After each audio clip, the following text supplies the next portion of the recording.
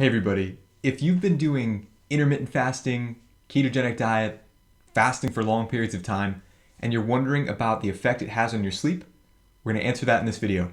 Here we go. So I love to talk to people about this stuff. And what I like to do is on my lunch break, instead of taking lunch, I'll leave the office and I'll go and I'll visit ready rooms and I'll talk to people. And inevitably we end up talking about food because they're on lunch and they're eating, and then we talk about keto and intermittent fasting. And with that, the question of sleep always comes up. We always end up talking about the effect it has on our sleep. But people have different results. For some people, it's harder to sleep when they're doing these things. For others, like me, it's actually easier to sleep. So it changes from person to person. And there are 7 big things that affect it. 7 factors that can affect where you fall in this, and things that you can actually take control of to make it easier for you to get better sleep when you are doing keto, intermittent fasting. The first thing that you can do is keep good track of your electrolytes. If you keep your electrolytes in balance, that's going to help you a lot. If you don't and they get out of balance, then you're more susceptible to things like muscle cramps. And a muscle cramp in the middle of the night can definitely wake you up or make it harder to sleep.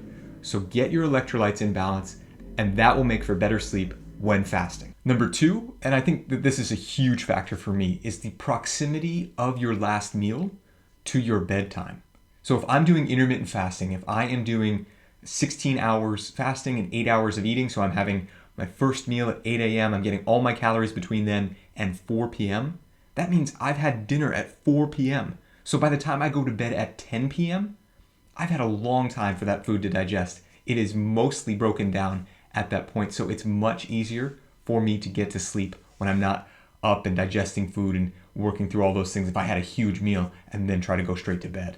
The third thing to keep in mind is that there may be an evolutionary factor to this. There may be something about fasting that makes us want to be awake, that makes our bodies feel a need to be awake, an urgency to be awake. Because if you think about a caveman, let's say caveman hasn't had food in a few days.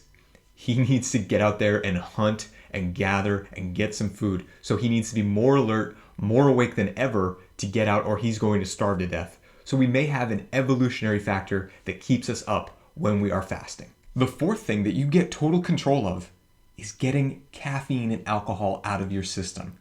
If you're doing intermittent fasting and you're having any sort of caffeine in the day, if you get it in that short period of time, and then you have a long time until you go to bed, or you're cutting that out completely, or you're on a long fast where you're not having any caffeine, any alcohol, no coffee, no beer, nothing like that, then you're not going to get exposed to those things. So your sleep should be improved by not having that exposure to things that would disrupt your sleep normally. Factor number 5 is growth hormone. When we are fasting, there's actually an increase in growth hormone. Your body does this to preserve lean body mass. And there is a relationship between growth hormone and deep sleep. It's not totally clear, it's not all figured out, but there's a relationship there. So getting that growth hormone going may be something that's effective for you in getting better sleep. Factor number 6 is who you are before you even start this intermittent fasting thing. If you are someone who is high stress, you got high cortisol, high inflammation, then you're going to carry that with you into a stress on your body, going long periods of time without food. So this can amplify and build up. You want to be aware of that and look at things that you can do to reduce your stress, to reduce your cortisol. Think relaxation, meditation, a little chamomile tea. These kind of things can help you to get that cortisol down, get relaxed, and make for better sleep. And the final factor, number 7, one that I know helps me to get to sleep when I'm fasting, is just exhaustion. When I was doing a 72-hour fast a few months ago, I was keeping track of how I was feeling. And about the middle of that fast, I was getting very tired. It was getting to be a chore for me to get up off the ground because I would start to feel kind of dizzy if I was sitting on the floor reading, and then I would get up quick. I was feeling dizzy. I was feeling lethargic. I was having a hard time in the middle of that fast. Eventually, I broke out of that and things got easier. But when I'm in a state like that, it is so easy for me to fall asleep because my body just seems to want to shut down in those moments. I get like that. So if you're someone who fasts and gets exhausted when you fast, then that's going to help you to get better sleep.